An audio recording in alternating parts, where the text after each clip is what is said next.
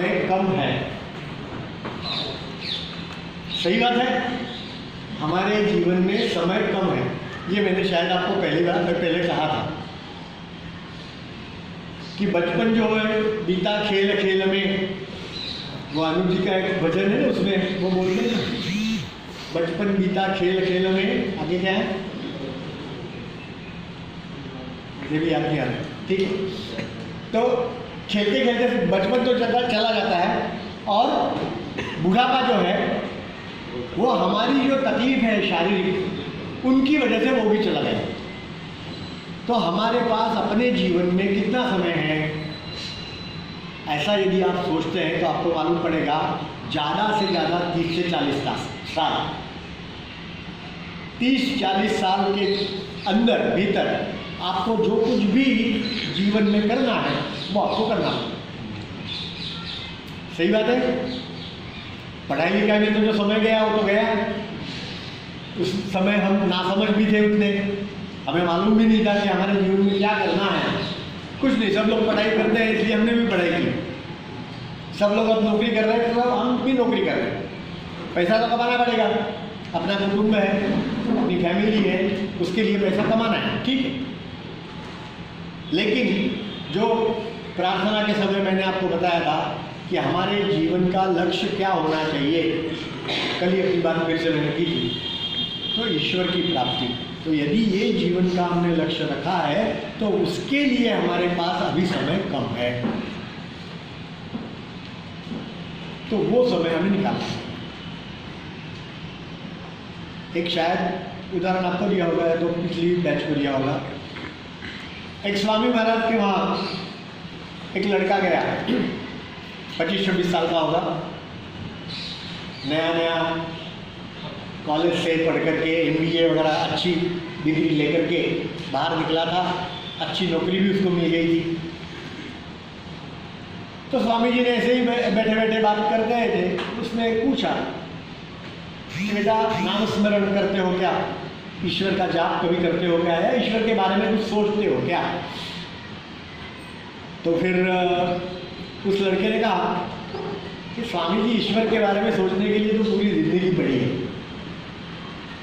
अभी से मैं क्यों सोचूं, अभी तो मैं युवा हूँ, मुझे मौज मस्ती करनी है, ऐशो आराम करना है, जब मेरा समय आएगा तब मैं सोचूंगा। आप सब लोग भी यही कहेंगे ना, जब मैं कह रहा हूँ कि ईश्वर के बारे में कुछ सोचो तो आप कहेंगे अरे यार ये आदमी क्या है, खुद तो बूढ़ा हो गया और हमें बूढ़ा बना रहा है।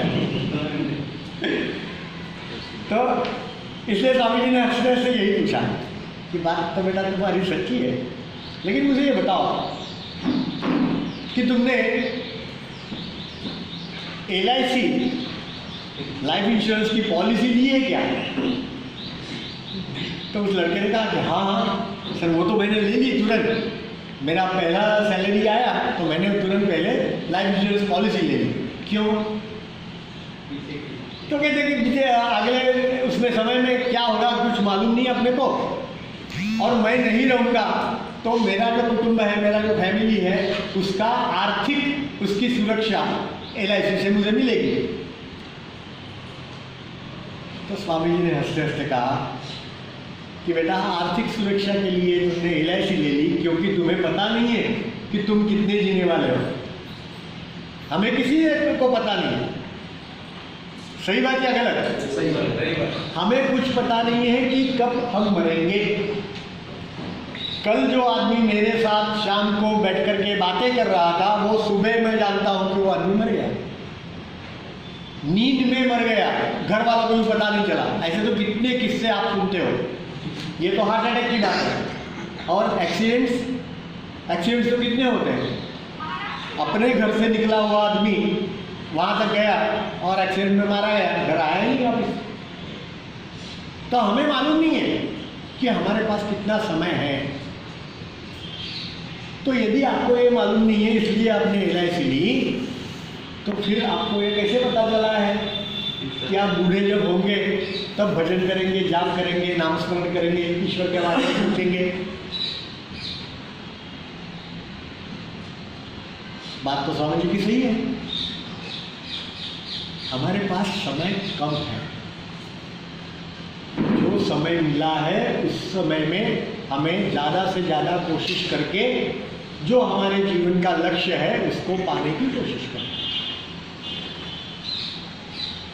तो ये समय की जो बात है ना, उसके ऊपर बहुत अच्छी तरह से ध्यान देना पड़ेगा। रविंद्रनाथ टैगोर थे, आप लोगों ने नाम तो सुना है, जन गण मन जिन्होंने बनाया। 75 साल की उम्र में वो उनका देहांत हुआ। वो क्या कहते हैं, आखिरी वाली उसमें शैया पे पड़े थे, बेड पे, हिलना चलना बंद हो गया था। तो उनको भी पता चला, दूसरों को भी पता था कि अब ये तो उठना उनका मुश्किल है। तो किसी आदमी ने यही पूछा कि ठीक है, 75 साल आपके हो गए, आपने जीवन में इतने सारे कार्य किए हैं, तो आपको कोई उसके लिए दुख नहीं होना चाहिए जाने का कि मेरा ये काम रह गया, ऐसा तो कुछ होगा नहीं अब। तो अच्छा है आपके लिए, आप शांति से सुख के साथ जा सकते हैं। तब रविंद्रनाथ जी ने क्या कहा था मालूम? उन्होंने कहा था कि अरे भाई, इतने सालों में मैं जो कुछ भी सीखा हूँ, मैंने जो कुछ भी जाना है, वो सारी चीज़ें मैं इकट्ठा कर रहा था। उन्होंने अपने साहित्यिक भाषा में कहा कि ये सारे जो वाजिंत्र जिसको कहते हैं ना, हारमोनियम, तबला, आपकी सितार या तो वायलिन, इसको क्या कहते हैं हिंदी में? कलाकारों के जो साधन होते हैं, साज। हाँ, तो ये सारे साज मैंने इकट्ठा किए हैं पूरी जिंदगी अपने अनुभव से, और अब मैं सोच रहा था कि इस साजों में से मैं अच्छा जीवन का संगीत निकालूंगा, और उसी समय मैं जा रहा हूँ। मुझे कितना दुख हो रहा है। हमारे जीवन में हमने क्या किया? कल मैंने बताया था ना कि मनुष्य और जानवर में जो फर्क है, वो फर्क हम नहीं जानते। हम तो जानवर जैसे ही जी रहे हैं ना, क्या कर रहे हैं? खेलना कूदना, पढ़ाई करके बड़ा होना, नौकरी करना, पैसे कमाना, अपने कुटुंब के साथ रहना, बच्चे पैदा करना, और बड़े होकर के एक दिन मर जाना। हमने नया क्या किया? जानवर तो इतना सारा तो करता ही है। तो मरते समय यदि ये विचार आया कि मैंने मेरे जीवन में क्या किया, तो हमारे पास कोई है जवाब?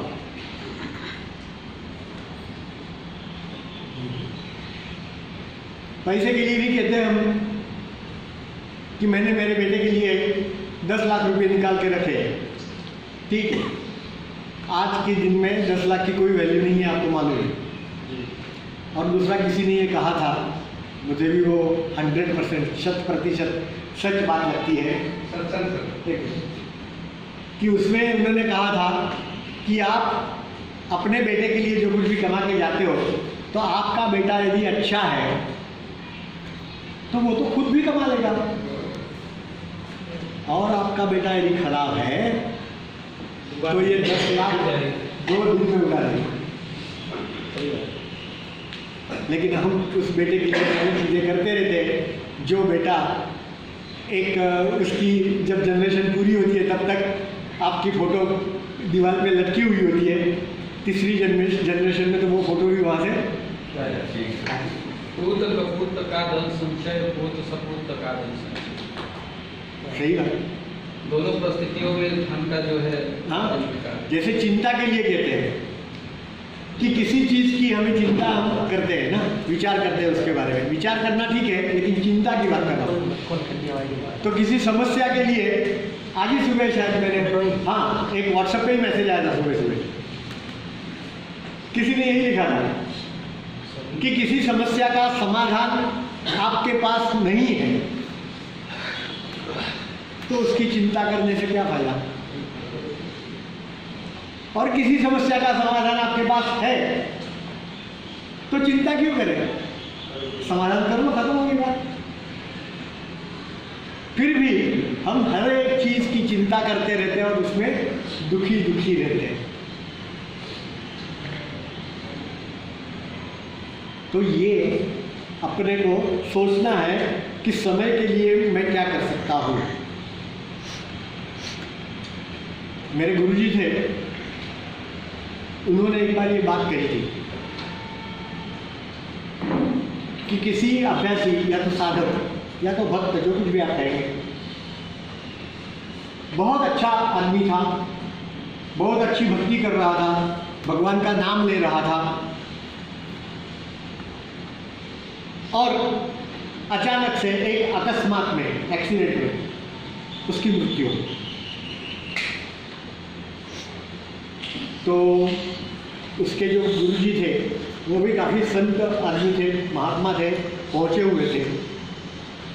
तो उन्होंने किसी शिष्य को ये बात बताई कि भैया देखो, ये जो आदमी था इतना अच्छा भक्त था भगवान का कि यदि 1 महीना और ये जी लेता और उसकी भक्ति चलती तो 1 महीने के बाद उसको मोक्ष या तो मुक्ति मिलना बिल्कुल तय था।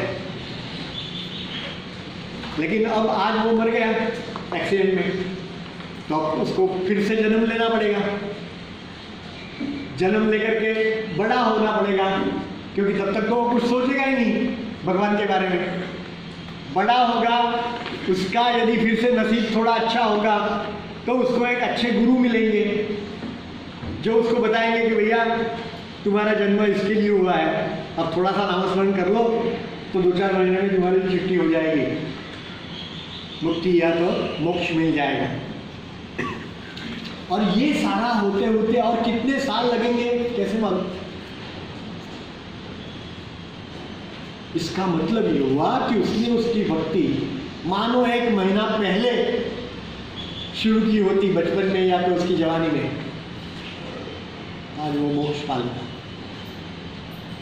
तो हमारा भी यही तो हाल है, हमें कहाँ मालूम है।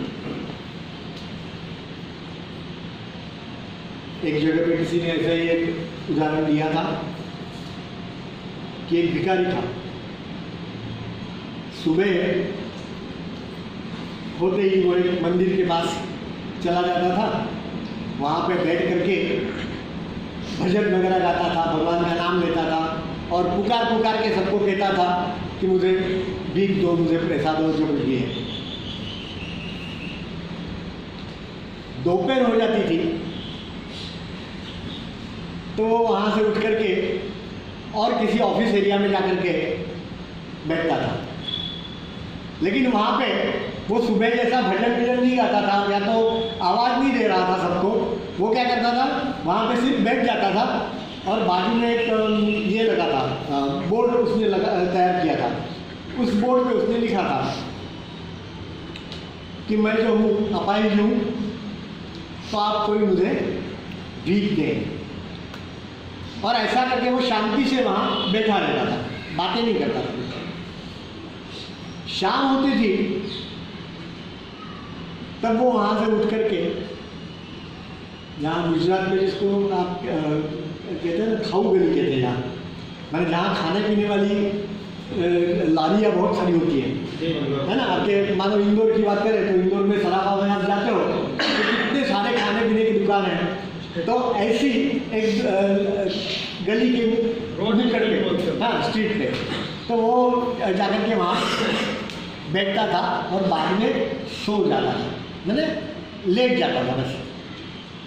और उसके बाजू में लिखा हुआ था कि मैं बहरा हूँ, मैं बोल नहीं सकता, तो आप सब लोग मुझे मेरी मदद कीजिए और मुझे पैसा दीजिए या तो भीख दीजिए।